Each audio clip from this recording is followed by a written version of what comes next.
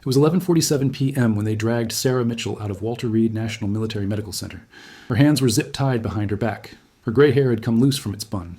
Blood, not hers, stained her scrubs from collar to hem. 23 minutes later, a black SUV with Pentagon plates screeched to a halt at the hospital's main entrance. 4 men in dress uniforms stormed through the doors, led by a 2-star general whose jaw was locked tight enough to crack teeth. "Where is she?" Major General Robert Hayes demanded, his voice cutting through the emergency room like a blade. "Where is Colonel Mitchell?" The security guard who just zip-tied Sarah's wrists went pale. "Sir, we don't have anyone here by that—" "The woman you just arrested," Hayes interrupted, his eyes blazing. "Gray hair, early 50s, wearing blood-covered scrubs. Where is she?" In the security office, Sarah sat with her hands still bound, her head tilted back against the concrete wall. She wasn't crying. She wasn't protesting. She was simply waiting, like she'd been waiting for this moment for 11 years. What the hospital administrator didn't know, what the arrogant surgeon who'd had her arrested didn't know, was that the 16-year-old kid she'd just saved wasn't just any trauma patient. He was the son of the Secretary of Defense. And Sarah Mitchell wasn't just any nurse. She was the ghost of Fallujah, the medic who'd held the record for most lives, saved under direct fire. The woman who'd earned 3 silver stars, 2 bronze stars, and a classification level so high that her personnel file required presidential clearance to access. They'd called her the Reaper's rival, because death itself seemed to step aside when she worked. But for 11 years, she'd been hiding in plain sight, working night shifts, keeping her head down, letting everyone assume she was just another middle-aged nurse with bad knees and shaky hands. Tonight, that was about to change, because the Pentagon doesn't make phone calls for just anyone, and when they do, hospitals learn very quickly that some people aren't who they appear to be. Sarah Mitchell had been invisible for so long, she'd almost forgotten what it felt like to be seen. At 52 years old, she looked like every other middle-aged nurse shuffling through the graveyard shift at Walter Reed. Her scrubs were always slightly too big, hiding a body that had once been lean muscle but was now softened by time and too many desk lunches. Her hair, once a deep brown, had gone silver gray years ago, pulled back in a severe bun that did nothing to soften her weathered face. Her hands trembled, not constantly, but enough that the younger nurses had noticed, enough that Dr. Marcus Sterling, the golden boy surgeon who'd graduated top of his class from Johns Hopkins, had made it his personal mission to comment on it. "Careful there, Mitchell," he'd say, watching her draw up medication. "Wouldn't want those shaky hands to miss the vein." She never responded, just finished her task with the kind of quiet competence that came from having performed the same procedures in the back of a Humvee, doing 60 miles per hour over hostile terrain while taking sniper fire. But they didn't know that. To them, she was just Sarah, old Sarah, slow Sarah, the nurse who limped slightly when she walked because her right knee gave her trouble, the one who sometimes flinched at loud noises, the one who never attended the holiday parties or happy hours, who never talked about her past, who ate lunch alone in the break room reading dog-eared paperback novels. The hospital's human resources file on Sarah Mitchell was remarkably thin. Previous employment, various medical positions, education, nursing degree, University of Maryland, emergency contact, none listed, next of kin, none listed. There were gaps in her employment history that HR had noted, but never questioned. 5 years here, 2 years there. Long stretches where she apparently hadn't worked at all. No one asked about the gaps. No one asked why a woman with her obvious competence was content to work permanent night shifts in the emergency department, taking the holidays and weekends that everyone else fought to avoid. No one asked why she never ever made mistakes, not even small ones, despite those trembling hands. Sarah had been at Walter Reed for 3 years. In that time, she'd become part of the furniture. Reliable, unremarkable, forgettable. She arrived at 6:45 p.m. for the 7 p.m. shift, 15 minutes early, every single day. She'd change in the staff locker room, pulling on the same style of plain blue scrubs, tying her hair back with the same elastic band. Her locker contained nothing personal, no photos, no decorations, just an extra pair of scrubs, comfortable shoes, and a small toiletry bag. The younger nurses, girls fresh out of nursing, school with their expensive yoga pants and their social media accounts, called her Grandma Sarah behind her back. They'd giggle about her outdated scrubs, her sensible shoes, her complete lack of makeup. "Did you see her hands today?" Emma, a 24-year-old OR nurse, had whispered last Tuesday. "She can barely hold a syringe steady. Why doesn't someone report her?" But Sarah's patients never complained. Her IVs never infiltrated. Her assessments were always thorough. Her documentation was immaculate. Because her hands didn't shake from incompetence or age. They shook because she'd once held pressure on a sucking chest wound for 43 minutes straight, while insurgents fired AK-47s at her position. because she'd performed an emergency cricothyrotomy with a ballpoint pen and a pocket knife, because she'd carried wounded soldiers, men twice her size, through minefields under mortar fire. Her hands shook because they remembered things her conscious mind had spent 11 years trying to forget. The dreams, the screams, the face of the 19-year-old private she couldn't save, the one whose blood had soaked into the sand so fast it was like the earth itself was drinking him dry. But she never told anyone this. She just showed up for her shift, did her work with quiet efficiency, and went home to her small studio apartment where she lived alone with a cat named Radar and a collection of trauma textbooks she read to fall asleep. Her coworkers knew nothing about her, and that's exactly how Sarah wanted it, because the moment people knew who she really was, everything would change. And Sarah Mitchell had spent 11 years running from change. Tonight, in the harsh fluorescent lights of the Walter Reed Emergency Department, surrounded by colleagues who saw her as nothing more than an aging nurse counting down to retirement, Sarah Mitchell had no idea that her careful invisibility was about to shatter into 1,000 irreparable pieces. Dr. Marcus Sterling was everything Sarah Mitchell was not. At 34 years old, he was the youngest chief of trauma surgery Walter Reed had ever appointed. Tall, conventionally handsome, with the kind of symmetrical features that looked good in the hospital's promotional materials, he wore his white coat like armor and his stethoscope like a crown. Johns Hopkins, top of his class, residency at Mass General, fellowship at Mayo Clinic. His CV read like a greatest hits album of American medicine. His father was Senator Richard Sterling, the ranking member of the Armed Services Committee. His mother came from old Boston money, the kind that built hospital wings and had their names carved into marble. Marcus had grown up in a world where doors opened before he even reached for the handle, where his last name was a magic word that made obstacles disappear.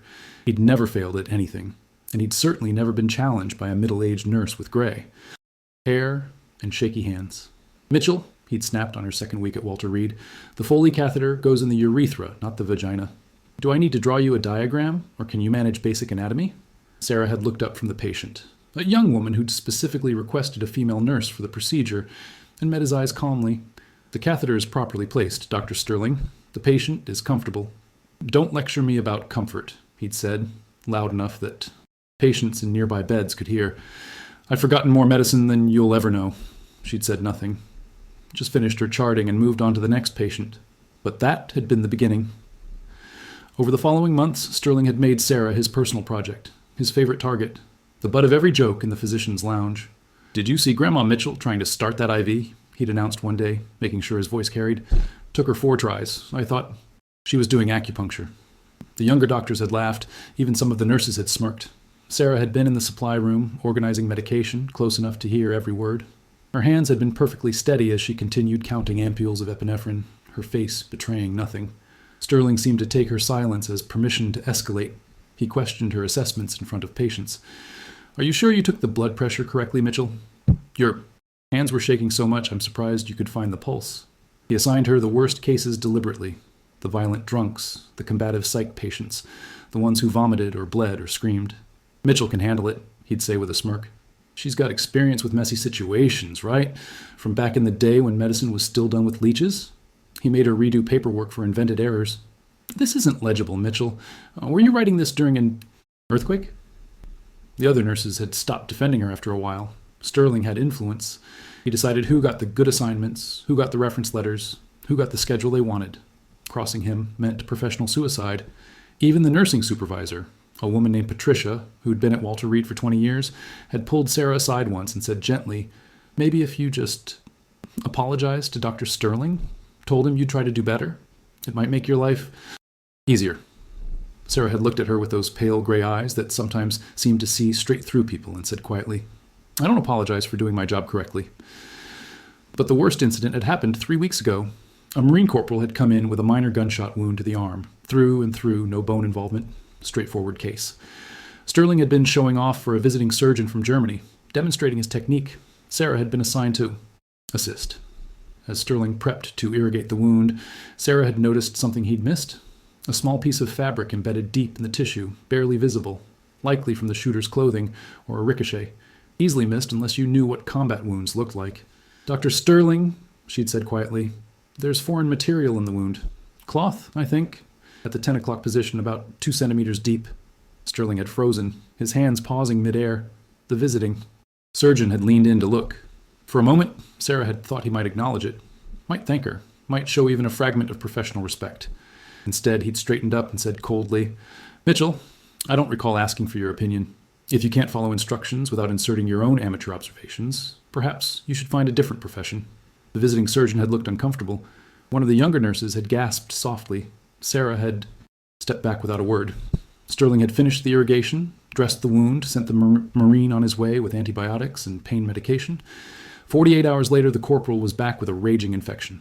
The embedded fabric that Sarah had identified had served as a perfect breeding ground for bacteria. The young Marine had nearly lost his arm, had spent 2 weeks in the ICU, had nearly died from sepsis. Sterling had blamed the emergency department for inadequate initial cleaning, had written a scathing incident report about poor wound management, had never once mentioned that Sarah had identified the problem and he'd dismissed her. The corporal's parents had threatened to sue. The hospital's risk management department had gotten involved. An investigation was pending. And through it all, Sterling had continued his campaign against Sarah Mitchell, seemingly untouchable, protected by his father's influence and his own golden reputation. The problem with nurses, he'd announced in the physician's lounge just last week, is that they think watching doctors work makes them doctors. Mitchell is the worst. She acts like she knows better than everyone else. Someone should remind her that her job is to follow orders, not play doctor. Tonight, November 15th, at 11:24 p.m., that carefully constructed house of cards was about to collapse, because Marcus Sterling had made two critical mistakes. First, he'd underestimated Sarah Mitchell. Second, he'd bet his colleague Dr. James Chen $50 that Grandma Mitchell would be too scared to contradict him during their shift tonight, no matter what happened. "Watch," he'd said, grinning. "I'll make her second-guess herself so badly she'll practically beg to take my orders." In 16 minutes, a trauma patient would arrive at Walter Reed's emergency bay that would test both of those assumptions. And in exactly 47 minutes, Marcus Sterling's entire world would detonate like an IED on a desert highway. But right now, at 11:24 p.m., he was still smiling, still confident, still completely unaware that the woman he'd spent months humiliating had once been interviewed for the Medal of Honor. The call came in at 11:27 p.m. "Incoming trauma, ETA 3 minutes," the radio crackled. "Male, approximately 16 years old, GSW to the chest, unresponsive at the scene, CPR in progress. BP 60/30 and dropping. Multiple units responding. Possible VIP patient." Sarah's head snapped up from the medication cart she'd been restocking. Her hands, which had been trembling slightly as they always did, went perfectly still. GSW, gunshot wound. Chest, hypotensive, CPR in progress. The fluorescent lights of the emergency department suddenly felt too bright. For a fraction of a second, they transformed into the white-hot sun of Fallujah, and the antiseptic smell of the hospital became the copper and cordite smell of a combat zone. Sarah blinked. The moment passed. She was back at Walter Reed, but her body had already shifted into a different mode, a mode she'd sworn she'd left behind 11 years ago. Dr. Sterling was at the nurse's station, flirting with Emma, the young OR nurse. He looked up when the radio call came through, his expression shifting to professional interest. "VIP patient," he said, straightening his white coat. "Probably some congressman's kid. Chen, you take lead. Mitchell," he glanced at Sarah dismissively, "stay out of the way unless someone asks you to fetch something." Sarah said nothing, just moved toward the trauma bay, her limp barely noticeable now, her hands steady. The automatic doors burst open at 11:30 p.m. exactly. Two paramedics wheeled in a gurney at a run. On it was a teenage boy, his shirt cut away, his chest covered in blood. One paramedic was performing chest compressions. The other was bagging him, forcing oxygen into his lungs with rhythmic squeezes. 16-year-old male, single GSW, to the left chest, the lead paramedic reported rapidly. "Found unresponsive at the scene, approximately 10 minutes ago. We've got him intubated, 2 large bore IVs running wide open, given 1 gram of TXA, but he's still hypotensive and deteriorating. Lost his pulse twice en route, got it back both times with EPI." The team swarmed the gurney. Sarah moved to the head of the bed automatically, her eyes scanning the patient with the kind of systematic assessment that came from having triaged hundreds of combat casualties. The boy was young, too young. 16, the paramedics had said, but he looked younger. Latino, maybe. His face was gray, his lips blue-tinged. The cardiac monitor showed sinus tachycardia. Heart rate 160, trying desperately to compensate for blood loss, but it was his chest that made Sarah's breath catch. The entry wound was small, just left of the sternum, through and through, but the exit wound, there, wasn't one. "Let's get him on the table," Dr. Chen ordered, and the team lifted the boy in a synchronized movement, sliding him from the paramedic gurney to the trauma bay table. Sterling pushed forward, his eyes bright with the kind of intensity he only showed for high-profile cases. "VIP patient," they said. "Anyone know who he is?" "No ID on scene," one of the paramedics replied. "Police are still investigating." Just told us to transport to Walter Reed ASAP. Code red. Sarah's eyes hadn't left the patient's chest. She was watching the way it moved, or rather didn't move properly. The right side was rising and falling with the bag ventilation. The left side was barely moving at all, and there was something else, a subtle asymmetry, a slight bulging in the left chest wall. Her hands moved without conscious thought, her fingers pressing gently on the boy's left chest. The tissue felt wrong, too full, too tense. Tension pneumothorax, she said quietly. No one heard. Her. The trauma bay was chaos. Dr. Chen calling for blood products, nurses setting up the rapid infuser, respiratory therapy adjusting the ventilator settings. Tension pneumothorax, Sarah repeated, louder this time. Dr. Sterling turned to her, irritation flashing across his face.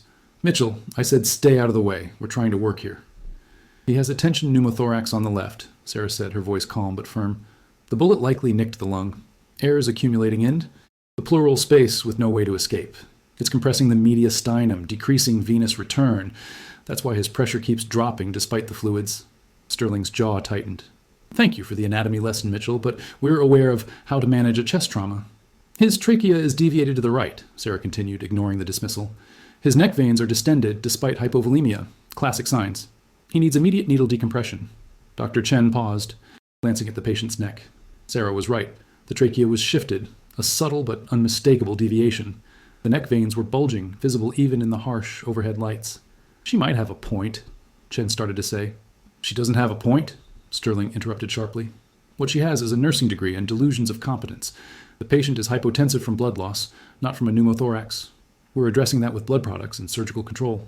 His oxygen saturation is dropping, one of the respiratory therapists called out. 92%, 90, 88. Increase the FiO2 to 100%, Sterling ordered. It's already at 100%, the RT replied, worry creeping into his voice. Sarah watched the cardiac monitor, heart rate climbing. 170, 180. The electrical activity was there, but the mechanical function was being compromised by the pressure building in the chest. She'd seen this before, in the back of a Casevac Humvee outside. Fallujah, a 22-year-old specialist with a similar wound. She'd had about 90 seconds to decompress his chest before the pressure caused his heart to stop entirely. She'd done it with a ballpoint pen and a prayer. The specialist had survived, had gone home to Alabama, had sent her a Christmas card every year for 7 years until she disappeared and changed her contact information. Dr. Sterling, Sarah said, and there was something different in her voice now. Something that made several people in the room turn to look at her. This patient will code in less than 2 minutes if you don't decompress that chest. I am not suggesting. I am telling you. He needs a needle thoracostomy now. Sterling's face flushed red. Mitchell, if you don't shut your mouth and step away from this patient, I will have security escort you out of this hospital. You are a nurse. You do not diagnose. You do not give orders. You follow them. Now get out of my trauma bay before I have you. Written up for insubordination. The room went silent except for the beeping of monitors and the hiss of the ventilator. Sarah looked at the boy on the table. 16 years old. Somebody's son. His lips were turning from blue to purple. His oxygen saturation was 84% and falling. She looked at the cardiac monitor. Heart rate 190. Blood pressure 58/32. She calculated the odds. If she did nothing, followed orders, stayed in her lane like a good little nurse, this boy would die in approximately 90 seconds. His heart would stop, crushed by the pressure in his own chest cavity. They'd do CPR, pump him full of medications, and wonder what went wrong. Sterling would blame the paramedics for inadequate scene management, would write it up as an unsurvivable injury, would move on to his next case. If Sarah acted, if she defied a direct order from an attending physician, she'd be fired, probably lose her nursing license, might even face criminal charges. But the boy would live. Sarah Mitchell had made harder choices in darker places. Forgive me, she said quietly. And then she moved. Her hands shot out to the supply cart, grabbing a 14-gauge angiocatheter and an alcohol wipe. In one smooth motion, she ripped open the boy's left chest with her fingers, counting ribs, finding the second intercostal space at the mid-clavicular line. Mitchell, stop! Sterling lunged toward her, but Sarah was already moving with a speed that belied her age and her limp. The alcohol wipes swiped across the skin. The needle came up in her rock-steady hand, and she plunged it directly into the boy's chest. For one heartbeat, nothing happened. Then, hiss! The sound of pressurized air escaping was like a tire deflating. The angiocatheter vented trapped air from the pleural space in a rush that actually ruffled Sarah's hair. Everyone in the trauma bay froze. The cardiac monitor's alarm stopped. The boy's heart rate began to drop. 180, 170, 160. stabilizing at 140. His oxygen saturation began to climb.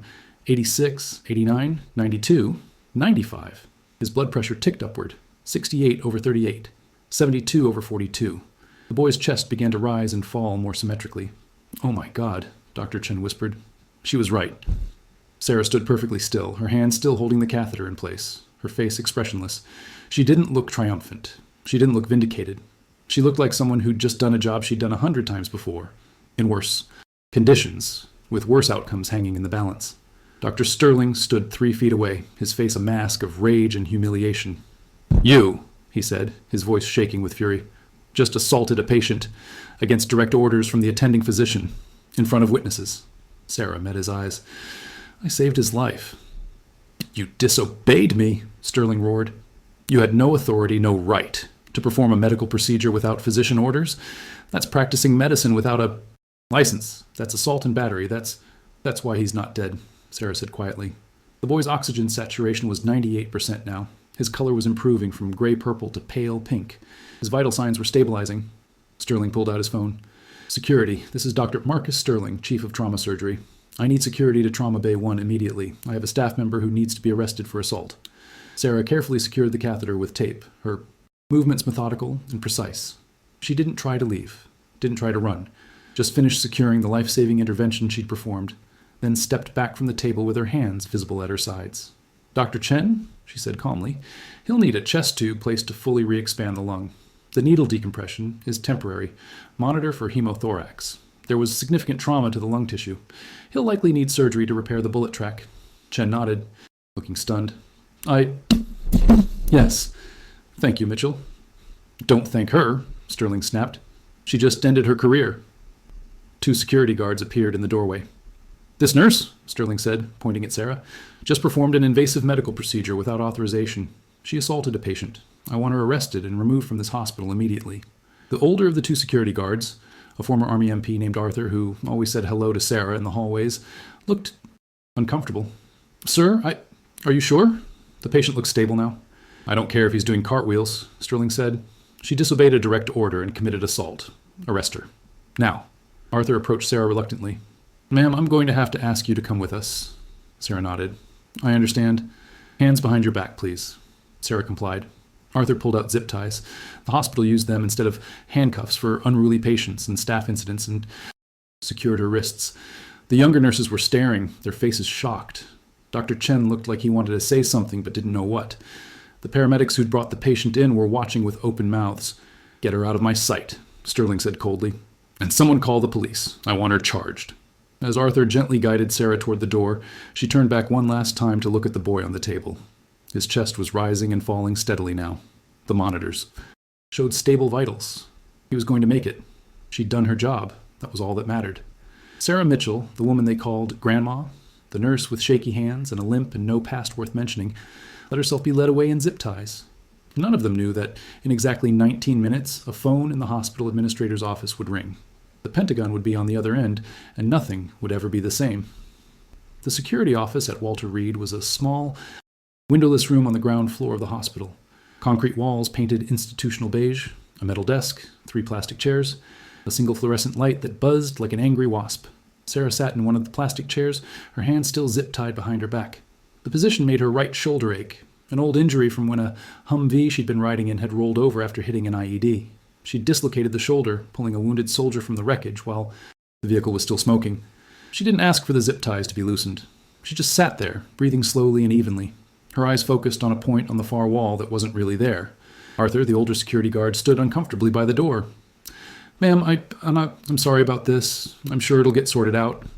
Sarah gave him a small, sad smile. "It's all right, Arthur. You're just doing your job." "For what it's worth," he said quietly, "my nephew's a Marine.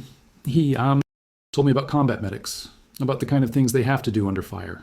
What you did in there, that took guts and skill." Sarah's eyes flickered to him briefly, then away. "Thank you. Were you military before nursing?" A long pause. Then, so softly Arthur almost didn't hear it. "A lifetime ago." Before he could ask more, the door opened. The hospital's chief administrative officer, Richard Pemberton, swept in like a thundercloud. He was in his late 50s, expensively, dressed even at midnight, with the kind of carefully maintained appearance that spoke of country clubs and fundraising galas. Behind him was Dr. Sterling, his face still flushed with righteous anger. "Mrs. Mitchell," Pemberton said coldly, not bothering to sit down, "do you understand the gravity of what you've done tonight?" "I performed a needle thoracostomy on a patient with a tension pneumothorax," Sarah said calmly. "He would have died without immediate intervention."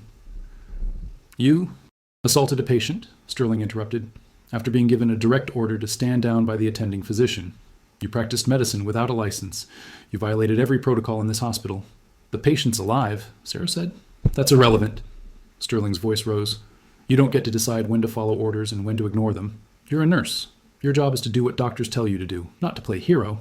Sarah met his eyes with a look that would have made a lesser man step back. It was the look of someone who'd seen things Sterling couldn't imagine, who'd made life and death decisions while he was still in medical school, safe and comfortable, deciding which BMW to buy.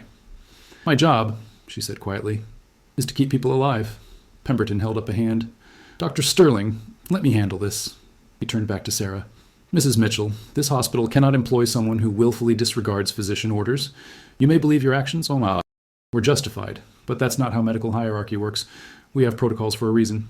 "I understand," Sarah said. "Do you?" Pemberton's eyebrows rose. "Because you don't seem particularly remorseful." "I'm not," Sarah said simply. "I'd do it again." Sterling made a sound of disgust. "Unbelievable. She's actually proud of herself." "You're terminated, effective immediately," Pemberton said. "We'll be filing a formal complaint with the nursing board. Depending on the family's response and our legal team's assessment, we may pursue criminal charges." Sarah nodded slowly. "I understand." "That's it?" Sterling said incredulously. "No tears? No begging for your job?" Sarah looked at him with those pale gray eyes that had seen the inside of a JSLC command center, that had watched young men die screaming in the sand, that had stared down warlords and insurgents and the kind of evil Sterling had only seen in movies. "No," she said. "No tears." Pemberton looked like he wanted to say more, but someone was knocking urgently on the door. Arthur opened it to reveal a flustered-looking administrator holding a tablet. "Sir, I'm sorry to interrupt, but there's been a development with the patient from the shooting." "What kind of development?" Pemberton asked impatiently. "The police just identified him. And, sir, you need to see this." The administrator held out the tablet. Pemberton took it, his eyes scanning whatever was on the screen. His face went pale. "What is it?" Sterling demanded. Pemberton looked up slowly, his expression somewhere between shock and panic. "The patient, a 16-year-old. His name is Daniel Hayes." "So?" Sterling said. "His father is Secretary of Defense Robert Hayes." The room went very, very quiet. Sterling's triumphant expression faltered. "The Secretary of... Wait, what?" "The Secretary of Defense's son was just brought to our emergency department with a gunshot wound," Pemberton said, his voice taking on an edge of hysteria. "And you almost let him die while we were arguing about nursing protocols." "I didn't," Sterling started. "He had a tension pneumothorax that was going to kill him," Pemberton continued, his eyes moving to Sarah. "And she saved him." "By breaking every rule in the book," Sterling protested. "By keeping the Secretary of Defense's son alive," Pemberton snapped back. Sarah sat very still, her face carefully neutral. But inside, something cold and heavy was settling in her stomach. "Daniel Hayes. Secretary Hayes. Oh no." "Sir," the administrator said nervously, "there's more. The Secret Service is already on their way, and someone from the Pentagon is asking to speak with you immediately." Pemberton's hands were shaking as he took the phone the administrator was holding out. "This is Richard Pemberton, Chief Administrative Officer at Walter Reed." Sarah couldn't hear what the voice on the other end was saying, but she could see Pemberton's face cycling through several shades of white and red. "Yes, sir. I understand, sir. The patient is stable now. We have our best team. Yes, sir. Right away, sir." He ended the call and stood there for a moment, looking like a man who'd just been given a terminal diagnosis. "The Secretary of Defense is on his way here," he said quietly. "He wants a full briefing on his son's treatment, and he specifically wants to speak with the medical team who stabilized him." Sterling straightened his white coat, his confidence returning. "Of course. I'll prepare a full report on the interventions we—" He asked for Sarah Mitchell by name. Pemberton interrupted. The room went silent again. "What?" Sterling said. "The Pentagon already reviewed the security footage from the trauma bay," Pemberton said, still looking at Sarah with a new, uncertain expression. "They saw exactly what happened. The secretary wants to speak with the nurse who performed the needle decompression. He wants to thank her personally."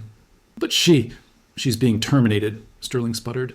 "She saved his son's life while you were telling her to shut up and get out of the way," Pemberton said. and for the first time, there was something like horror in his voice. Do you understand what would have happened if she'd followed your orders? If she'd stayed quiet like you demanded? Sterling's face went from red to white. It was a judgment call. The hypotension could have been... The Secretary of Defense's 16-year-old son would be dead, Pemberton said flatly. And we would be explaining to the Pentagon why our chief of trauma surgery refused to listen to a nurse who correctly identified a life-threatening condition. Arthur quietly reached behind Sarah and cut the zip ties. She brought her hands around, rubbing her wrists where the plastic had dug into the skin. Mrs. Mitchell, Pemberton said, and his tone had changed. Completely. I think perhaps we were hasty. Let's consider the termination postponed pending a full investigation. Don't bother, Sarah said quietly, standing up. Her voice was tired. So tired. I've been doing this job for 33 years in one form or another. I know how this works. The powerful protect the powerful. Dr. Sterling made a call that would have killed that boy. I countermanded it. That breaks the hierarchy. It makes doctors look fallible. You can't allow that to stand. That's not... Pemberton started. It is, Sarah interrupted, and there was something final in her voice. It's exactly what it is. The only difference now is that the patient happened to be important.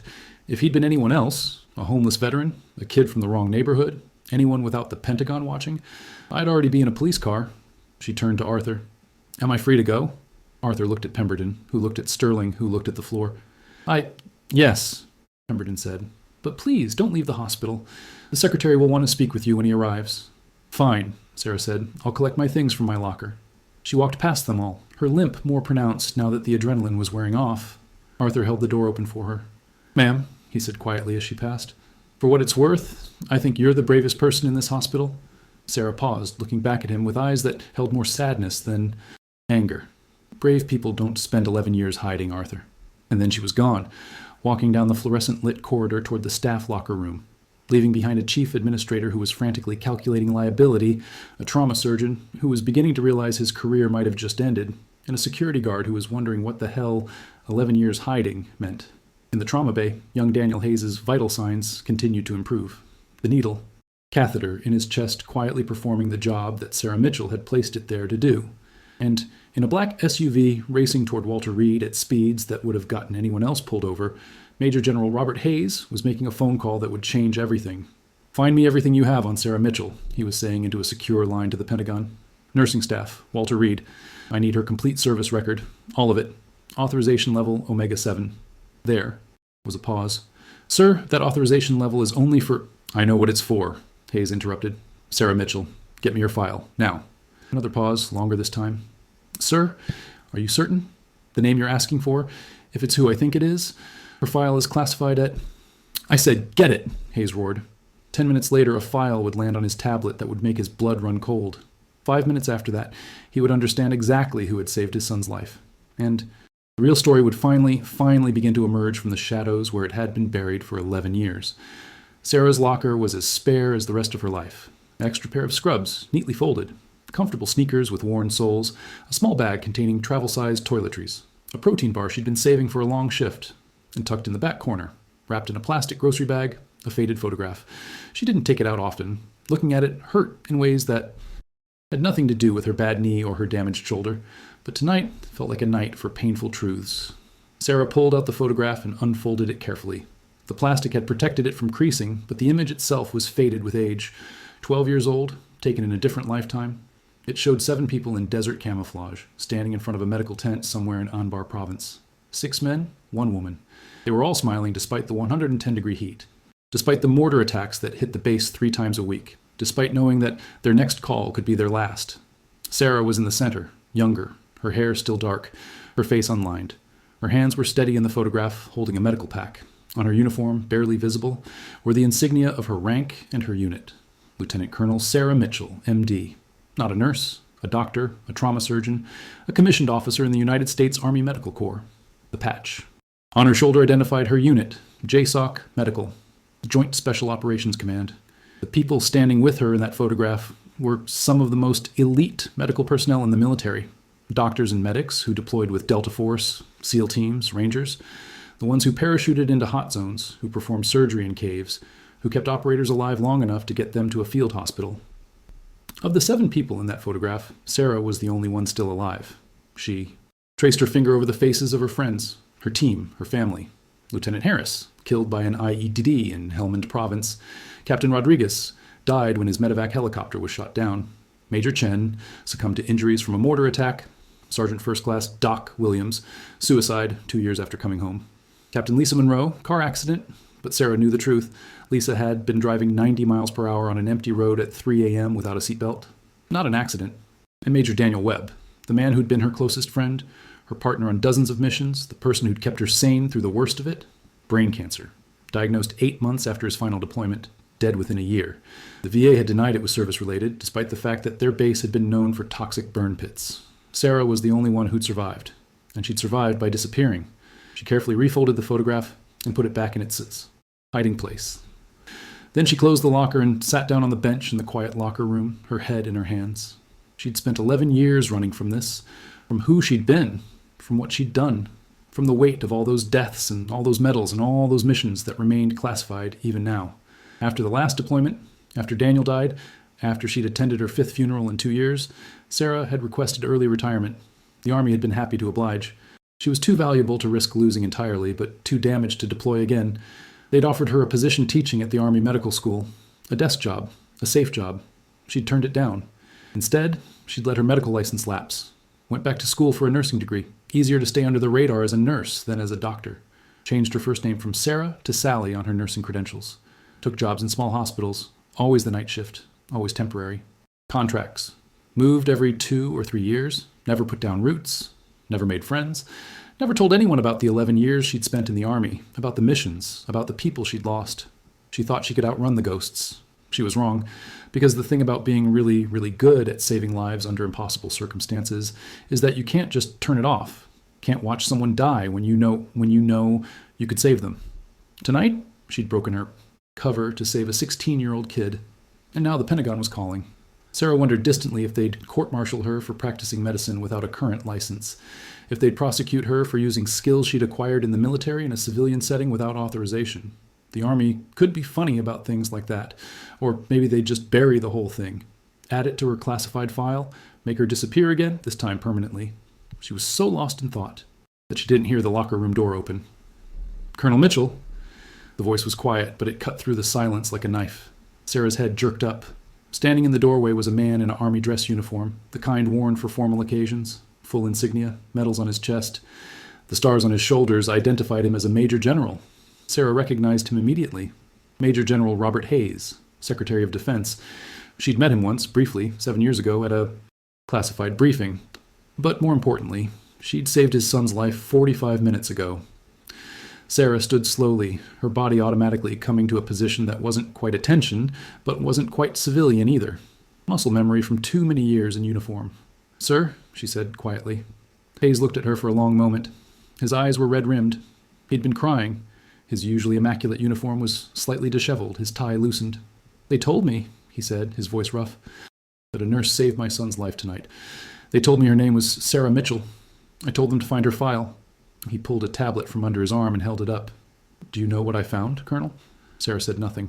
"I found," Hayes continued, "that Sarah Mitchell doesn't exist. Not really. There's a nursing license under that name, work history at various hospitals, but it's all thin, surface level, like someone created a new identity and tried very hard to make it look normal." He tapped the tablet. "So I used my clearance, went deeper, and I found something interesting. There's a flag in the system, a special marker. It says that any inquiry into the name Sarah Mitchell with military connections should be immediately escalated to JSOC Command." Sarah's jaw tightened. "So they escalated it," Hayes said. "And within 5 minutes I had the real file, the classified one." He looked down at the tablet, his expression unreadable. "Lieutenant Colonel, Sarah M. Mitchell, Army Medical Corps. Special Operations. 11 deployments, 7 years continuous combat duty. 3 silver stars, 2 bronze stars with valor, the Combat Medical Badge with 2 stars, the Legion of Merit, the Defense Superior Service Medal." He looked up at her. "They called you the Ghost, sometimes the Reaper's rival. You have the highest percentage of lives saved under fire of any combat medical officer in modern U.S. military history. You performed more than 400 surgical procedures in active combat zones. You held a TS-SCI clearance with special compartmented access to operations so classified. I don't even have clearance to read about all of them. Sarah stood very still, her face carefully blank.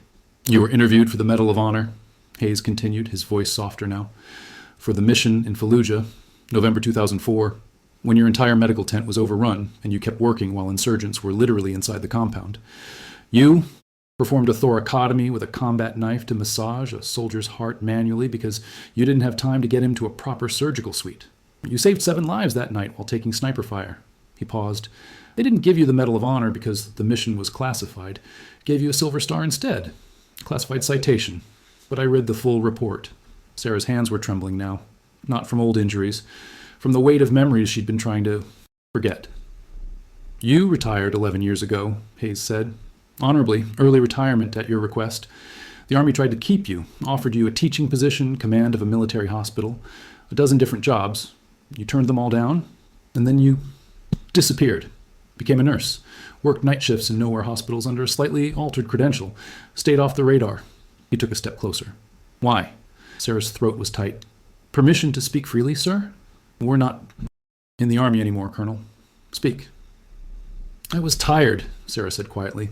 I was tired of losing people, tired of patching up boys just to send them back out to die 3 weeks later, tired of funerals, tired of watching my friends kill themselves because they couldn't adjust to civilian life, tired of waking up at 3 a.m. thinking I'm still in Kandahar. Her voice cracked slightly. I just wanted to be nobody, to be useful, but not that, not the person everyone counts on to perform miracles. I wanted to be invisible. Hayes nodded slowly. And tonight, when you saw my son dying, you could have stayed invisible. Let Dr. Sterling handle it. Kept your head down. No, sir, Sarah said. I couldn't? Why not? Because he would have died. Sarah met his eyes. And I can't watch people die when I know I can save them. I tried. For 11 years, I tried. But I can't. Hayes was quiet for a moment. Then he said, My son is alive right now because you refused. To stay invisible. Because you had the courage to defy a direct order from a physician and do what you knew was right. I broke protocol, Sarah said. I practiced medicine without a license. I'm sure there are consequences. The only consequence, Hayes interrupted, his voice hard now, is that Dr. Marcus Sterling is currently being escorted out of this hospital by military police. He's being investigated for gross negligence and for attempting to have a decorated military officer arrested for saving a patient's life. Sarah blinked. Sir, I don't think... He ignored your assessment, Hayes said. My son had classic signs of a tension pneumothorax. You identified them, you reported them, and Dr. Sterling dismissed you because you're just a nurse. Except you're not just a nurse, are you, Colonel? You're a trauma surgeon with more field experience than anyone on his staff. You saw what he missed, and when he refused to listen, you acted. I haven't been a doctor in 11 years, Sarah said quietly. Your medical degree doesn't expire just because you stopped using it, Hayes countered. And your skills certainly haven't degraded. That needle decompression was textbook perfect. My son's surgeon told me it probably added 30 minutes to his survival window. 30 minutes that made the difference between a good outcome and a catastrophic one. He stepped closer. Colonel Mitchell, I'm not here to punish you. I'm here to thank you. You saved my son's life. There's nothing I wouldn't do to repay that debt. Sarah shook her head. Sir, you don't owe me anything. I just did my job. Your job, Hayes said, is apparently being wasted working night shifts where arrogant doctors treat you like you're incompetent. He paused. I have a proposition for you. Sir? The military needs you, Hayes said bluntly. We've been trying to develop a new trauma training program for special operations medics. We need someone who's actually been there, who knows what it's like to work under fire, who can teach the next generation not just the medical skills, but the decision-making under pressure. I'm retired, Sarah said. So come back, Hayes replied. Not to the Army, necessarily. We can set you up as a civilian consultant. You'd be training the medics who deploy with our most elite units, teaching them the things you learned in 7 years of combat deployments, passing on that knowledge before it's lost. Sarah was silent. Or, Hayes continued, if you want to stay clinical, Walter Reed needs a new chief of trauma surgery, someone who actually knows what they're doing, someone who won't dismiss critical diagnosis because it came from a nurse. I can't, Sarah started. You can, Hayes interrupted gently. Colonel, you've been punishing yourself for 11 years, for surviving when your friends didn't, for being good at a job that required you to see terrible things, but hiding that talent, letting it go to waste, doesn't honor their memory. It just means their sacrifices taught you things that you're keeping to yourself. Sarah felt tears burning behind her eyes for the first time in years. I don't know if I can go back, sir. I don't know if I can be that person again. You don't have to be that person, Hayes said. You can be a new person, the person who uses those skills to teach, to improve, to make sure the next generation of medics is better. Prepared than you were? He held out his hand. Think about it. That's all I ask. Think about it. Sarah looked at his outstretched hand, and slowly she reached out and shook it. I'll think about it, sir. Good. Hayes released her hand. Now, would you come with me? My son woke up about 20 minutes ago. He's groggy but stable. And when I told him that a nurse had saved his life by defying a doctor's orders, you know what he said? Sarah shook her head. He said, that's the most badass thing I've ever heard. And then he said he wanted to meet you, to say thank you. Sarah felt a smile tugging at the corner of her mouth despite everything. He sounds like a good kid, sir. He is, Hayes said, his voice thick with emotion. Thanks to you, he'll get to stay that way. As they walked together toward the ICU, Sarah felt something shifting inside her. Something that had been frozen for 11 years was starting to thaw. Maybe Hayes was right. Maybe hiding wasn't honoring the dead. Maybe the way to honor them was to make sure their lessons, her lessons, continued to save lives. Behind them, in the administrative offices, Richard Pemberton was frantically trying to figure out how to avoid a lawsuit. Dr. Sterling was being questioned by military investigators about his decision-making, and in the trauma bay, a team of nurses was quietly spreading the word about what had really happened tonight. But Sarah Mitchell, Lieutenant Colonel Sarah Mitchell, was walking through the halls of Walter Reed for the first time in 11 years with her head held high. The ghost had come back from the dead, and she wasn't planning on disappearing again. Daniel Hayes was small in the hospital bed, dwarfed by machines and monitors and IV poles. He was pale, his dark hair plastered to his forehead with sweat, but his eyes were alert when Sarah and his father entered the ICU room. Dad, he said, his voice hoarse from the breathing tube that had been removed an hour earlier. Hey, buddy. Hayes went to his son's bedside, taking his hand carefully to avoid the IV line. How are you feeling? Like I got shot, Daniel said, attempting a weak smile. Then his eyes moved to Sarah, and his expression became more serious. You're her, aren't you? The nurse. Sarah stayed near the door, feeling awkward. She'd saved countless lives in her military career, but she'd never been particularly good at the aftermath, the thank yous and the tears and the gratitude.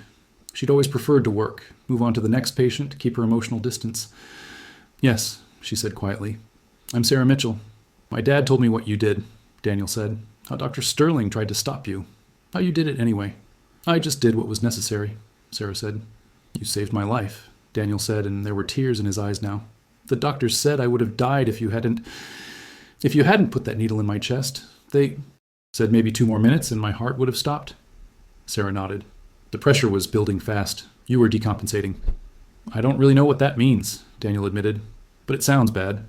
It was bad, Sarah confirmed, but you're stable now. You'll need surgery to repair the lung damage, but you're going to be okay. Because of you, Daniel insisted. Sarah didn't know what to say to that. Before she could find words, there was a knock on the door. An Army colonel in dress uniform entered, holding a thick manila folder. General Hayes, the colonel said, nodding respectfully. I have the files you requested. Full records, authorization Omega-7. Hayes took the folder. Thank you, Colonel. Dismissed. The colonel left. Hayes stood there for a moment, looking down at the folder in his hands. Then he looked at Sarah. Colonel Mitchell, my son doesn't know your full story. Neither does the hospital staff. Neither, I suspect, do most people in your life for the past 11 years. Sarah tensed. Sir, that's not... I think it's time that changed, Hayes said gently. I think it's time people knew who really saved Daniel's life tonight. He opened the folder and began to read. Lieutenant Colonel Sarah Michelle Mitchell, born January 15th, 1973. Enlisted in the Army at 18. Completed undergraduate degree through Army programs. Attended the Uniformed Services University of the Health Sciences, graduating top of her class. Completed residency in trauma surgery at Brooke Army Medical Center. He paused, looking at Sarah. You were a doctor at 28, commissioned as a captain, and then you volunteered for special operations. Daniel's eyes widened. Special operations? Hayes continued reading.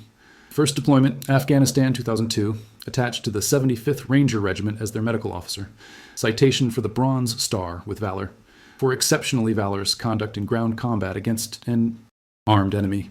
When her aid station came under direct small arms and RPG fire, Captain Mitchell continued treating wounded soldiers while exposed to enemy fire, refusing to take cover until all casualties were stabilized. Sarah closed her eyes. She remembered that day. The sound of bullets hitting the concrete barriers around the aid station, the screaming, the blood. Second deployment, Hayes read, Iraq 2003, promoted to Major, assigned to JSOC, multiple classified missions. Silver. Star citation, heavily redacted, mentions only that Major Mitchell displayed extraordinary heroism during a classified operation, resulting in the rescue of multiple U.S. personnel under extreme duress. What does that mean? Daniel asked. It means, Hayes said, that the actual details of what she did are classified at a level that even I don't have full access to. But reading between the lines, she went into a hostile environment, probably behind enemy lines, and got people out. He continued. 3rd, 4th, 5th deployments, all Iraq or Afghanistan, all attached to Special Operations Units, 2004, the mission in Fallujah. He looked up at Sarah. This is the one they considered you for the Medal of Honor. Sarah's hands were trembling again. She shoved them in her pockets. November 12th, 2004, Hayes read. FOB in Fallujah came under coordinated attack. Insurgents breached the perimeter. Major Mitchell's medical tent was overrun. She was treating 6 critical casualties when enemy combatants entered the compound. He paused, his voice thick. The citation says she ordered her medics to evacuate the wounded while she provided covering fire with her sidearm. When the enemy closed in, she barricaded herself in the surgical area with 2 patients who couldn't be moved. For 43 minutes, she continued performing surgery while insurgents were literally feet away, separated only by a canvas wall. Daniel was staring at Sarah with an expression of awe. One of the patients, Hayes continued, had taken shrapnel to the chest. His heart was failing.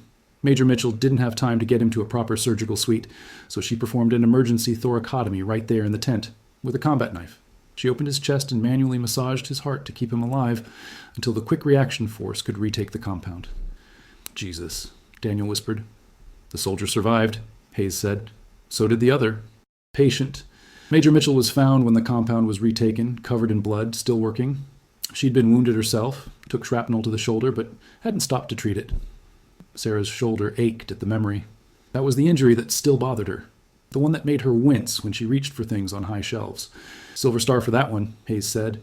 Should have been the Medal of Honor, but the mission was classified, and some of the details would have compromised ongoing operations if they became public. He turned the page. 6th deployment, 2005. Afghanistan again. Another Silver Star. This one I can talk about because it's been declassified. Major Mitchell's medevac helicopter was shot down in the Korangal Valley. She was the only medical personnel who survived the crash. 13 wounded personnel, including the flight crew. She treated them all in the wreckage under fire for 6 hours until rescue arrived. Performed 3. Field amputations with a combat knife and a folding saw from a survival kit. Dad, Daniel said, his voice small. Is this real? Every word, Hayes confirmed. He looked at Sarah. How many lives would you estimate you saved during your 7 years in combat deployments, Colonel? Sarah's voice was barely above a whisper. I don't know, sir. I didn't keep count. The Army did, Hayes said. Over 400 documented saves. Lives that would have been lost without your intervention. That's so... Not counting the ones you trained, the techniques you developed, the protocols you helped establish that are still being used today. He closed the folder. Sarah Mitchell isn't just a nurse. She's not even just a doctor. She's one of the most decorated combat medical officers in U.S. military history. The people she served with called her the Ghost because she seemed to appear out of nowhere whenever someone was dying, and she'd save them when everyone else thought it was hopeless. Daniel was crying now, tears streaming down his face. And you were working here as a regular nurse? Why? Sarah finally spoke, her voice rough with emotion. Because I was tired, Daniel. I was tired of war, tired of death. I lost so many friends, so many patients. I wanted to be normal, to help people without all the... She gestured vaguely. All of this. But you're not normal, Daniel said. You're a hero. I'm a doctor who did her job, Sarah corrected gently. The real heroes are the ones who didn't come home, the ones who gave everything. Hayes set the folder aside. Colonel Mitchell, there's something else I need to tell you. The circumstances of Daniel's shooting, they're unusual. Sarah's head came up, her professional instincts kicking in. Unusual how? Daniel wasn't the target, Hayes said. He was at a friend's house. Wrong place, wrong time. The shooter was actually targeting the friend's father, a federal prosecutor working on a major organized crime case. Daniel just happened to be there. Is he okay? Daniel asked, worry cutting through his pain medication haze. My friend? He's fine, Hayes assured him. He wasn't hit. You were the only casualty. Lucky me, Daniel said weakly. The point, Hayes continued, is that this is going to be a high-profile case. The media is already picking up on it. Secretary of Defense's son shot in gang violence is a hell of a headline. Sarah saw where this was going. Sir, I don't want to be part of that story. I know, Hayes said, and I'll do everything I can to keep your name out of it. But Sarah, people are going to ask questions. They're going to want to know who saved Daniel's life. They're going to ask why Dr. Sterling was removed from his position. This story is going to come out, at least in parts. Sarah sat down heavily in one of the visitor chairs. I just wanted to be invisible. You saved my life, Daniel said, his young voice cutting through the room. I don't care if you want to be invisible. I don't care if you're tired or you just want to be normal. You saved my life when that doctor said I'd be fine, and you knew I wouldn't be. He struggled to push himself more upright in the bed, wincing at the pain. You could have stayed quiet. Could have followed his orders. You'd still have your job. You wouldn't be in trouble, but you didn't. You saved me anyway. Tears were streaming down his face now. I'm 16, years old. I want to go to college. I want to learn to drive. I want to fall in love and get married and maybe have kids someday. And I'm only going to get to do any of that because you refuse to let me die. Sarah felt her own eyes burning. Daniel? So I don't care if you want to hide, Daniel continued, his voice fierce despite its weakness. I'm going to tell everyone what you did. I'm going to make sure everyone knows that you're a hero. Because you are. Even if you don't want to be. Hayes put a hand on his son's shoulder. Easy, buddy. Don't wear yourself out. But Daniel wasn't done. In school, we learned about the Medal of Honor, about people who do brave things to save others. And you should have gotten one, but they kept it secret because it was classified. He looked at his father. That's not fair. A lot of things in life aren't fair, Hayes said gently. But we can make this one fair, Daniel insisted. And he looked at Sarah. They kept your missions secret. Fine. But this one isn't secret. Everyone in that emergency room saw what you did. Everyone knows you saved me. And I'm not going to let them sweep it under the rug or pretend you're just some nurse who got lucky. Sarah wiped her eyes. You're very persistent.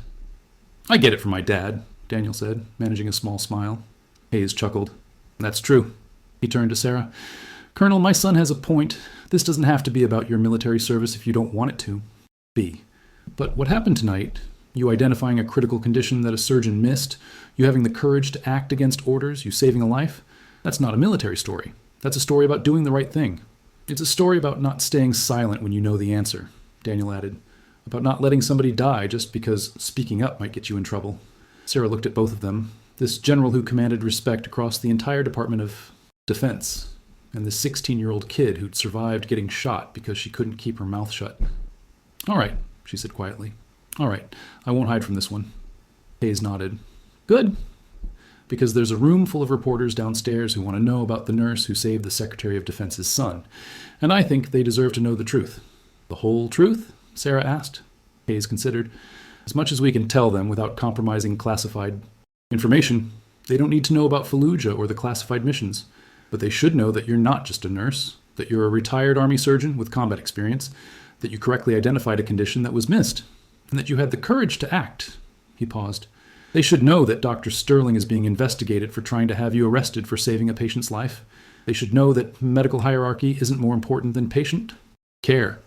They should know that experience and expertise matter more than ego and authority. That'll ruin his career, Sarah said. He tried to ruin yours, Hayes countered.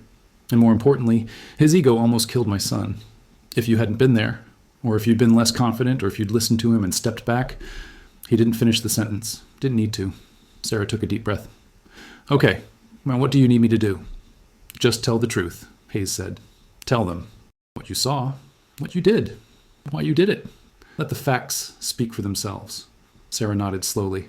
Then she stood and walked to Daniel's bedside. She looked down at the young man who'd inadvertently blown apart 11 years of carefully constructed anonymity. Thank you, she said quietly. For what? Daniel asked, confused. For reminding me why I became a doctor in the first place, Sarah said. Not to be invisible, not to hide, but to save lives, no matter what it costs. She reached out and squeezed his hand gently, careful of the IV. You rest now. You've got a long recovery ahead. Will you come visit me? Daniel asked. After the surgery? Sarah smiled, a real smile, the first genuine one she'd felt in years. Yeah, I'll come visit. As she and Hayes left the ICU room, Sarah felt something she hadn't felt in more than a decade. Purpose. Not the purpose that came from following orders or completing missions, but the purpose that came from knowing that her skills, her experience, her refusal to stay silent had saved someone's child, someone's future. The ghost of Fallujah was about to step back into the light, and this time she wasn't running away. The conference room at Walter Reed had been hastily converted into a press briefing space. Cameras lined the back wall. Reporters filled the chairs, their phones and recording devices ready. The atmosphere was electric with anticipation. News of the shooting had broken 3 hours ago. The initial reports had been standard. Secretary of Defense's son wounded in shooting, condition stable. But then rumors had started circulating. Stories about a nurse, a firing, military police, the Pentagon getting involved. Now, at 6:30 a.m., exhausted reporters who'd been chasing leads all night were about to get answers. Sarah stood in a small prep room adjacent to the conference room, wearing clean scrubs that someone had found for her. Her hair was still pulled back in its usual severe bun. Her face was bare of makeup. She looked exactly like what she was, a middle-aged nurse who'd worked a long night shift, except for her eyes. Her eyes had changed. They weren't the tired, resigned eyes of someone trying to disappear. They were alert, focused, ready. Hayes stood beside her in full dress uniform now, every medal and decoration perfectly placed. He'd had time to go home, shower, change, and return. He looked like he could lead troops into battle at a moment's notice. "You don't have to do this," he said quietly. "I can handle the press conference alone. Tell them the basic facts." "No," Sarah said. "Daniel was right. If I hide now, I'll spend the rest of my life hiding. I'm done with that." "Once you walk out there, your anonymity is gone," Hayes warned. "People will know who you are, what you did, both tonight and in your military career. Your life will change." "It already has," Sarah said simply. The door opened. Richard Pemberton stuck, his head in, looking nervous and exhausted. "General Hayes, they're ready for you." Hayes nodded. He looked at Sarah one more time. "Ready, Colonel?" Sarah took a deep breath. "Ready, sir." They walked into the conference room together. The flash of camera lights was immediate and overwhelming. Sarah kept her face neutral, her military bearing returning like she'd never left the service. Hayes took his position at the podium. Sarah stood slightly behind and to his left, the traditional position for supporting personnel during military briefings. "Good morning," Hayes said, his voice carrying authority that silenced the room immediately. "I'm going to make a brief statement and then we'll take questions. At 11:30 p.m. last night, my son Daniel was wounded in a shooting at a friend's home. He was transported to Walter Reed National Military Medical Center with a gunshot wound to the chest." He paused, letting that sink in. Daniel's injury was severe and life-threatening. Upon arrival at the emergency department, he was in critical condition. His prognosis was uncertain. Another pause. "Thanks to the actions of the medical staff at Walter Reed, particularly one individual, my son is alive and expected to make a full recovery." A murmur went through the press corps. "I want to be very clear about what happened last night," Hayes continued. "My son had a condition called a tension pneumothorax. This is a life-threatening emergency where air becomes trapped in the chest cavity, compressing the lungs and heart. Without immediate intervention, it's fatal within minutes." He looked directly at the cameras. "This condition was identified by a nurse named Sarah Mitchell. She reported it to the attending physician. She was ignored. She was told to step back and let the doctors handle it." The room went completely silent. "Nurse Mitchell," Hayes said, his voice hardening, "made a choice. She could follow orders and watch my son die, or she could disobey a direct order from an attending physician and perform a life-saving procedure." He let that hang in the air.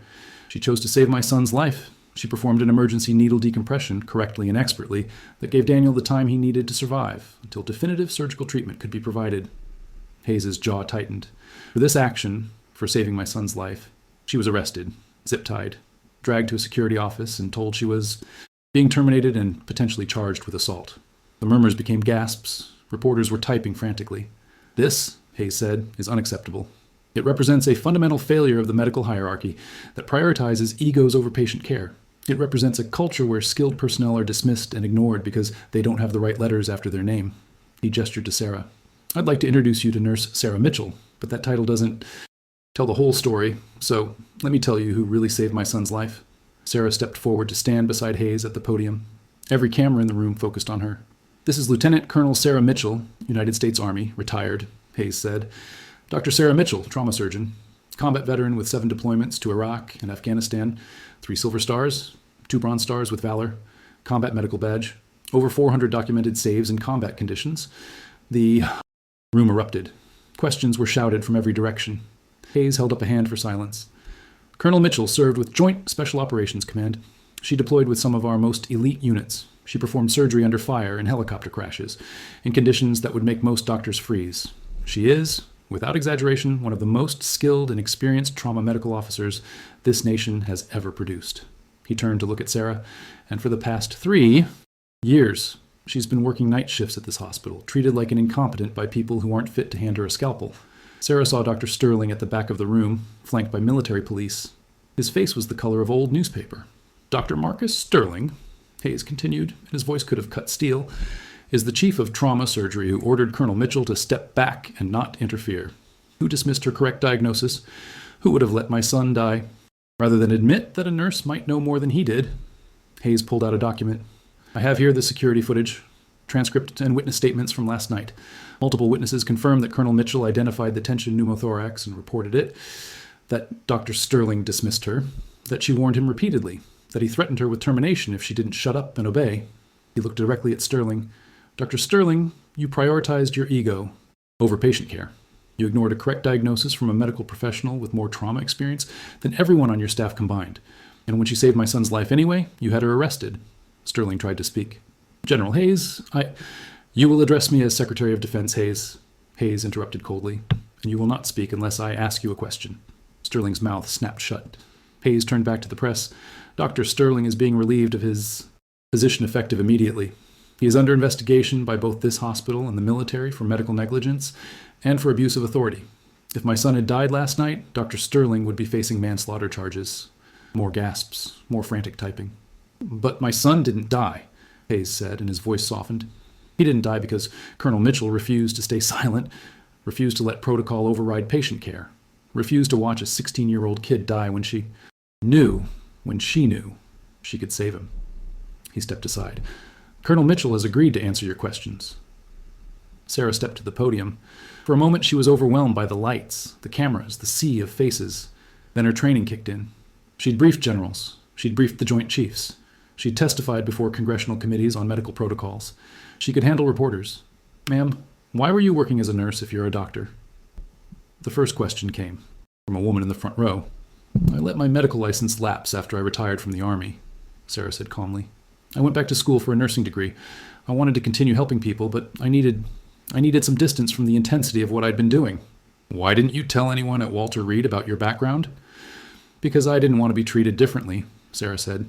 I just wanted to do my job, help patients, go home. What made you decide to intervene last night, knowing you'd be terminated? Sarah paused, choosing her words carefully. When you've been in medicine as long as I have, especially combat medicine, you develop instincts. You can see death coming. You know the signs. You know the timeline. She looked directly at the camera. I saw a 16-year-old kid dying. I knew exactly what was wrong. I knew exactly how to fix it. And I knew that if I didn't act immediately, he would die. Even though your supervisor told you not to? My supervisor was wrong, Sarah said simply. And in medicine, being wrong gets people killed. I wasn't willing to let that happen. A male reporter stood up. Colonel Mitchell, do you think there's a culture problem in medicine, where nurses or other healthcare workers are dismissed by doctors? Sarah considered the question. I think there's a hierarchy in medicine that exists for good reasons. Doctors have more training, more responsibility, more liability. That hierarchy is important. She paused. But it breaks down when ego becomes more important than expertise, when someone's title matters more than their assessment, when correcting a mistake is seen as disrespect rather than patient care. What should happen to Dr. Sterling? That's not for me to decide, Sarah said. But I will say this. If a medical professional ignores a correct diagnosis because it came from someone they consider beneath them, and if that ignorance harms or could have harmed a patient, there should be consequences. Another reporter, do you think you should be reinstated? Sarah smiled slightly. I was never officially terminated. The process was started, but Secretary Hayes intervened before it was finalized. Will you continue working here? Sarah glanced at Hayes, who gave her a small nod. Secretary Hayes has offered me several positions. I'm considering them, but I think my days working incognito night shifts are probably over. You want people to take away from this story? Sarah thought about that question. Thought about Daniel, alive in his ICU bed. Thought about all the soldiers she'd saved over 7 deployments. Thought about the ones she hadn't been able to save. I want people to know that experience matters, she said finally. That expertise isn't always where you expect to find it. That someone's age or gender or title doesn't tell you everything about what they know. She paused. And I want medical professionals to know that patient care comes first, always, even when it costs you, even when it makes you unpopular, even when it gets you fired. Would you do it again, knowing the consequences? Sarah didn't hesitate. Yes, every time, without question. The press conference continued for another 30 minutes. Sarah answered questions with the same calm competence she'd shown in the trauma bay. She didn't sugarcoat, didn't evade, just told the truth as she saw it. When it finally ended, Sarah stepped away from the podium feeling lighter than she had in years. In the back of the room, Dr. Sterling was being escorted out by security. His career at Walter Reed was over. His reputation was shattered. The investigation would likely result in the suspension or revocation of his medical license. But Sarah didn't feel satisfaction at his downfall, just a kind of sad recognition that ego and arrogance had destroyed a promising career. He'd been a good surgeon once, before the privilege and the entitlement had convinced him that his title made him infallible. As Sarah left the conference room, several nurses from the emergency department were waiting in the hallway. Emma, the young OR nurse who'd made fun of Sarah's trembling hands, stepped forward. "Colonel Mitchell," she said, and her voice was shaking. I owe you an apology. We all do. The things we said about you, the way we treated you." "You didn't know," Sarah said, gently. "We should have," Emma insisted. "We should have seen that you were competent, that you knew what you were doing. But we just assumed, because you were older, because you were quiet, because you didn't talk about yourself." She was crying now. "I'm so sorry. You deserved so much better than how we treated you." Sarah put a hand on Emma's shoulder. "Learn from this. Don't judge people by their age or their job title. Look at their work. Look at their competence. That's what matters." Another nurse, an older woman named Patricia, spoke up. "We'd like you to know that we're all behind you. Whatever happens with your career, we're telling everyone what really happened. How you saved that boy. How Dr. Sterling tried to have you arrested for being right." Sarah nodded. "Thank you. That means a lot." As she walked away, she heard them talking behind her, their voices full of awe and regret. Hayes caught up with her in the hallway. "That went well." "Did it?" Sarah asked. "You were honest, direct. You didn't throw Sterling under the bus, even though you could have. You took the high road. What happens to him now?" Hayes shrugged. "The hospital's investigation will run its course. The medical board will review his actions. He'll probably lose his license, at least temporarily. His career is effectively over." "And that seems harsh." "Is it?" Hayes challenged. "If you hadn't been there, Daniel would be dead, and Sterling would have written it up as an unsurvivable injury and moved on with his life. How many other patients has he harmed with his ego? How many correct diagnoses from nurses or residents has he dismissed?" Sarah had no answer to that. "Sometimes," Hayes said quietly, "the consequences of our actions catch up with us. Sterling spent months treating you like you were incompetent, and when it mattered most, your competence saved a life and his incompetence almost cost one." They walked in silence for a moment. Then Hayes said, "I meant what I said about those job offers. We need you, Sarah. The military needs you. Medicine needs you." "I know," Sarah said, "and I'll think about them, I promise." "Good enough." Hayes checked his watch. "I should get back to Daniel. He's scheduled for surgery in 2 hours to repair the lung damage." "I'll check on him after," Sarah said. As Hayes walked away, Sarah found herself standing alone in the quiet hospital corridor. The morning shift was arriving. Life was continuing. The world kept turning. But something fundamental had changed. Sarah Mitchell had spent 11 years hiding from who she was, hiding from her skills, her experience, her past. Last night, she'd stopped hiding, and the world was better for it. A teenager was alive because she'd refused to stay silent, and maybe, just maybe, other medical professionals would see this story and remember that patient care mattered more than hierarchy, that experience mattered more than ego, that sometimes the quiet person in the corner knew more than the loudest voice in the room. Sarah's phone buzzed, a text message from a number she didn't recognize. "Colonel Mitchell, this is General Sarah Rodriguez, Commander of Army Medical Command. We need to talk about getting you back in uniform. Call me." Sarah stared at the message for a long moment. Then she smiled. Maybe it was time to stop running. Maybe it was time to come home. 3 days later, Daniel's surgery was successful. The bullet track through his lung had been repaired, the damaged tissue removed, the chest tube draining properly. He was young and healthy, and the doctors predicted a full recovery. Sarah had visited him every day, sometimes in civilian clothes, sometimes in the dress uniform that Hayes had quietly had delivered to her apartment. The uniform still fit, though it felt strange after 11 years. On the 4th day after the shooting, Sarah arrived at Daniel's room to find it full of people. Hayes was there, of course, but so was an army chaplain, a photographer, and several officers in dress uniform that Sarah recognized from news coverage. High-ranking people who didn't normally show up to visit wounded teenagers. "Colonel Mitchell," Hayes said when she entered, "thank you for coming. There's something we'd like to do if you're willing." Sarah felt her guard go up. "Sir?" Hayes gestured to the highest-ranking officer present, a 4-star general, with graying hair and kind eyes. "This is General Marcus Thompson, Army Chief of Staff. He'd like to speak with you." General Thompson stepped forward and offered his hand. Sarah shook it, noting the firm grip, the calluses that spoke of someone who still trained despite his rank. "Colonel Mitchell," Thompson said, "I've read your service record, all of it, including the classified portions. I have to say, it's one of the most remarkable files I've ever seen." "Thank you, sir," Sarah said cautiously. "I understand you've been approached about returning to service in various capacities," Thompson continued. "Training positions, consulting work." Even command positions? Yes, sir. Before you make any decisions, Thompson said, there's something that needs to be addressed. A wrong that should have been righted years ago. He nodded to the chaplain, who stepped forward holding a small wooden box. Sarah's heart started pounding. She recognized that box. Had seen ones like it at award ceremonies. In November 2004, Thompson said, then Major Sarah Mitchell performed actions during the Battle of Fallujah that, under normal circumstances, would have warranted the Medal of Honor. Due to the classified nature of the operation, she received a Silver Star instead. He paused. The classification on that operation was recently reduced.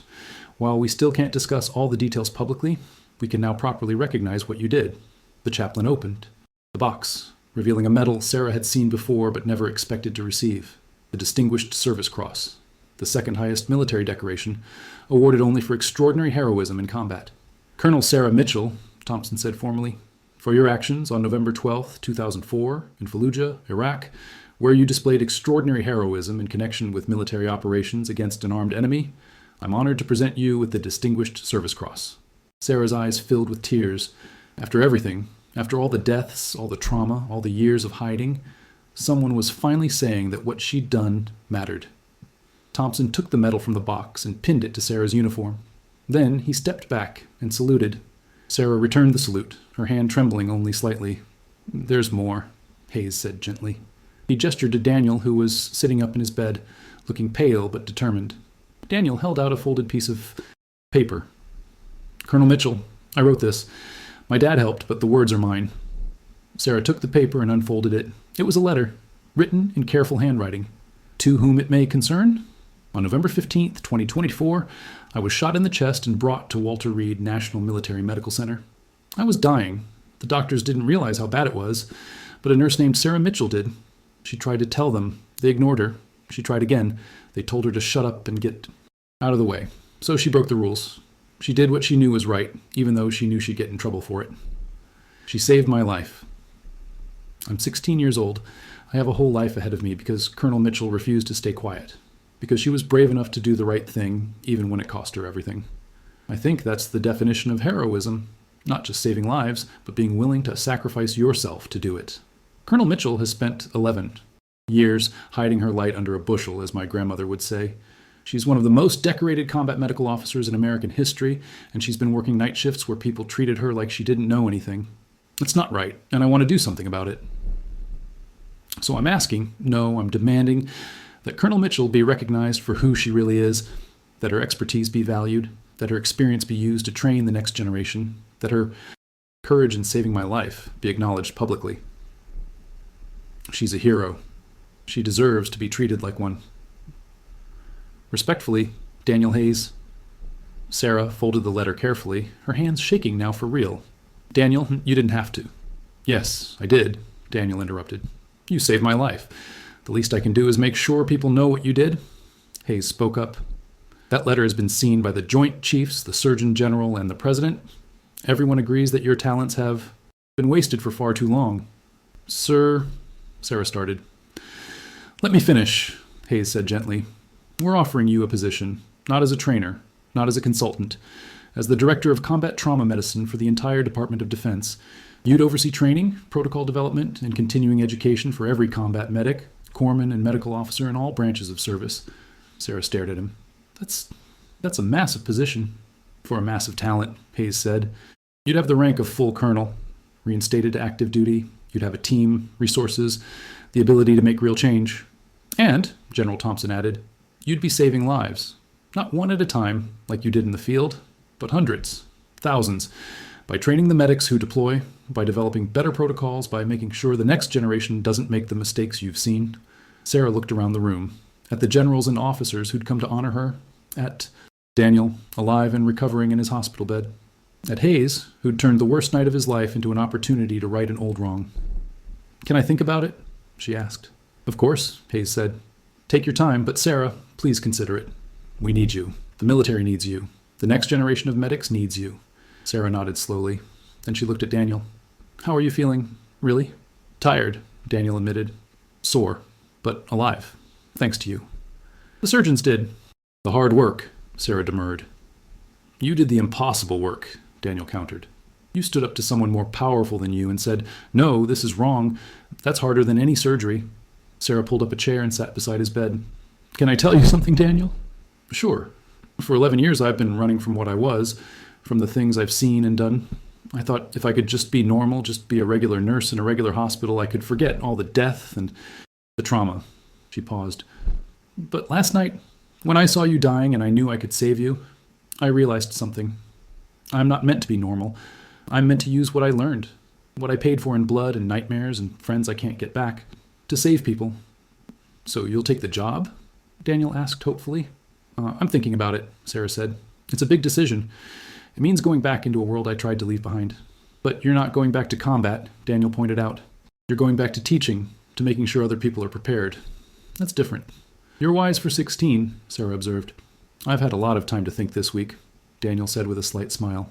When you're lying in a hospital bed recovering from getting shot, you have a lot of time to reflect on what's important.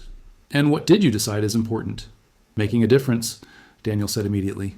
Using your life to make the world better, not wasting your gifts.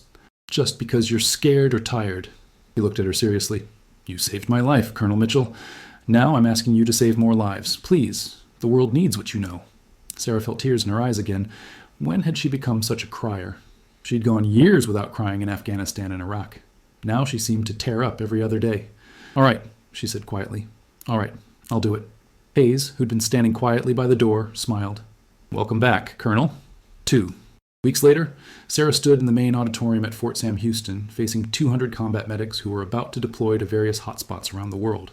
She was in dress uniform, the new Distinguished Service Cross prominent on her chest alongside her other medals.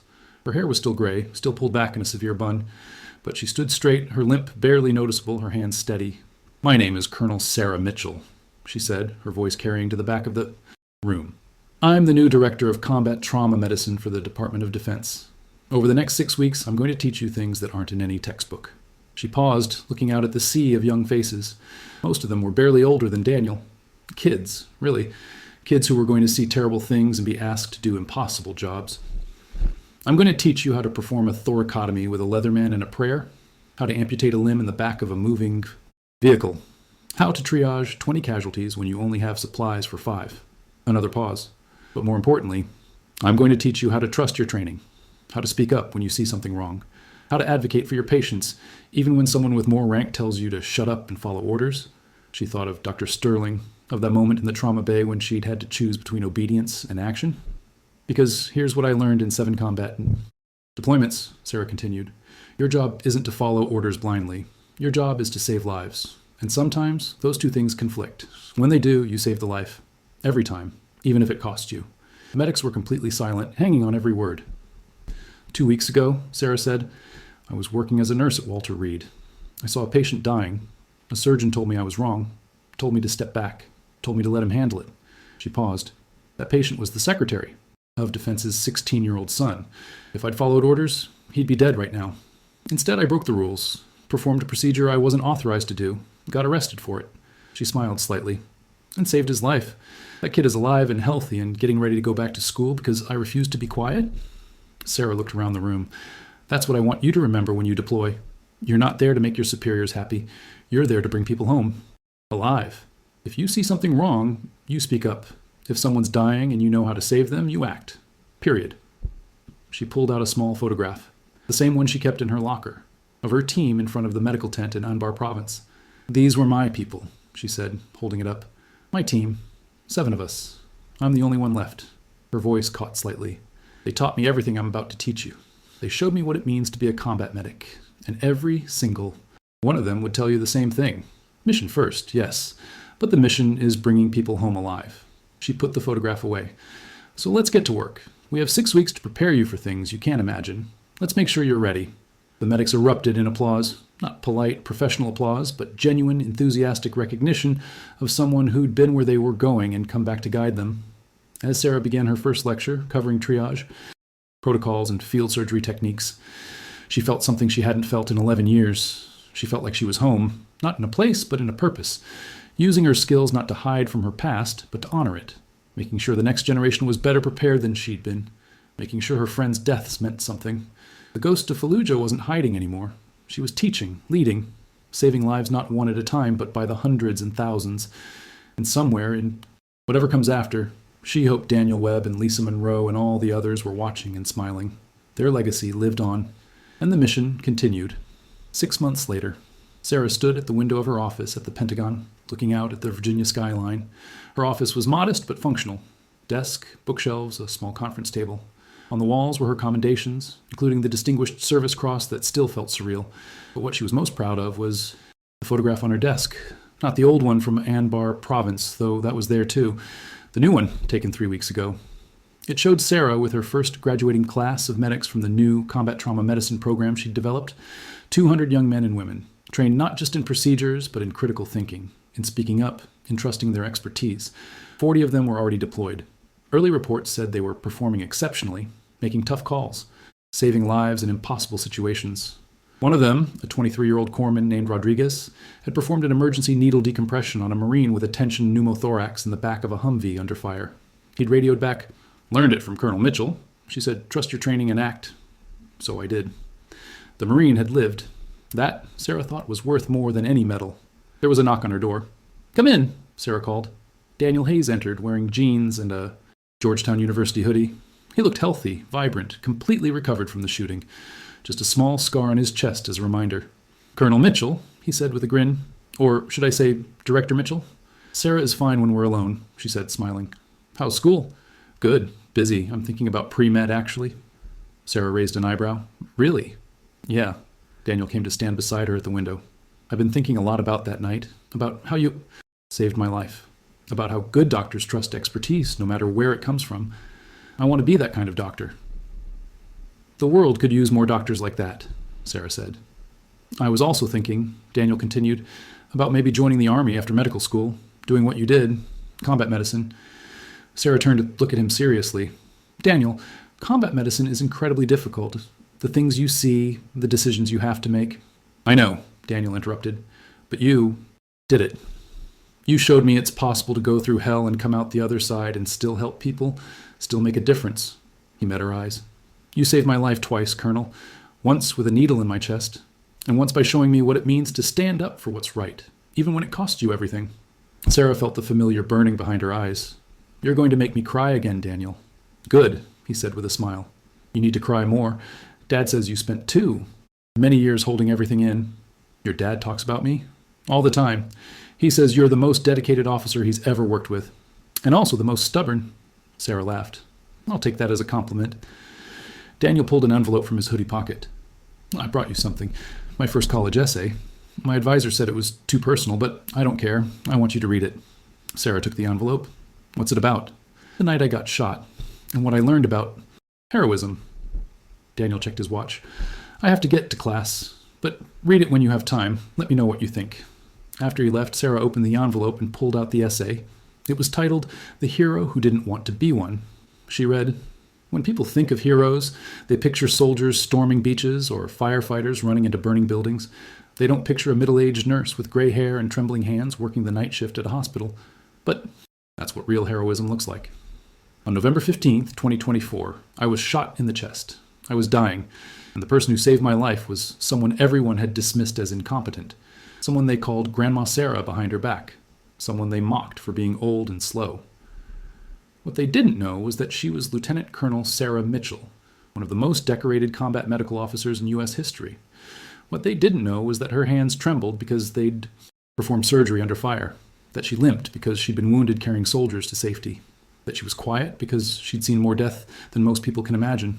She could have stayed quiet that night, could have followed the orders of the surgeon who told her to shut up and step back, could have protected herself. Instead, she saved my life and lost her job for it. That's heroism, not the glory, not the recognition, but the willingness to do the right thing, even when it costs you everything. Sarah finished reading with tears streaming down her face. She carefully folded the essay and placed it in her desk drawer, next to the photograph of her old team. Her phone buzzed. A text from Hayes. "Dinner tonight? Daniel wants to celebrate his first semester grades. You're invited." Sarah smiled and texted back, "I'll be there." As she turned back to her work, reviewing a new protocol for hemorrhage control that her team had developed, Sarah reflected on how much had changed in 6 months. She was no longer hiding, no longer ashamed of what she'd been or what she'd done. She'd taken all that trauma, all that experience, all those ghosts, and turned them into something productive, something that saved lives. Her protocols were being implemented across all branches of service. Her training programs were producing medics who knew not just the procedures, but the mindset, who understood that expertise mattered more than rank, that speaking up could save lives. And every day she got reports. A life saved in Syria, a new technique successfully implemented in Korea, a young medic who'd trusted their training and made a critical decision that brought someone home alive. Each one was a small victory against the darkness she'd spent so long running from. There was another knock on her door. This time it was General Rodriguez, the commander who'd texted her 6 months ago. "Colonel Mitchell," Rodriguez said. "Got a minute?" "Of course, General." Rodriguez entered and closed the door. "I wanted to let you know that your program has exceeded every projection we had. The medics you're training are performing at levels we haven't seen in decades. They're good kids," Sarah said indeed. "They just needed the right training." "It's more than training," Rodriguez said. "It's mindset. You're teaching them to think, not just follow protocols. To trust themselves. That's revolutionary in military medicine." She paused. "I also wanted to tell you that we're expanding the program. Instead of 200 medics every 6 months, we're going to 300, and we're creating an advanced course for medics coming back from deployment. Continuing education, you'll run that too." "That's a lot," Sarah said. "Can you handle it?" Sarah thought about the photograph on her desk, the medics who'd already deployed, the lives being saved because of what she'd taught them. "Yes," she said. "I can handle it." "Good." Rodriguez smiled. "You know, when Secretary Hayes first told me about you, about finding this legendary combat surgeon working as a night shift nurse, I thought it was the most absurd waste of talent I'd ever heard of." "It wasn't wasted," Sarah said quietly. "I needed that time to heal, to figure out who I was outside of combat. And now? Now I know," Sarah said.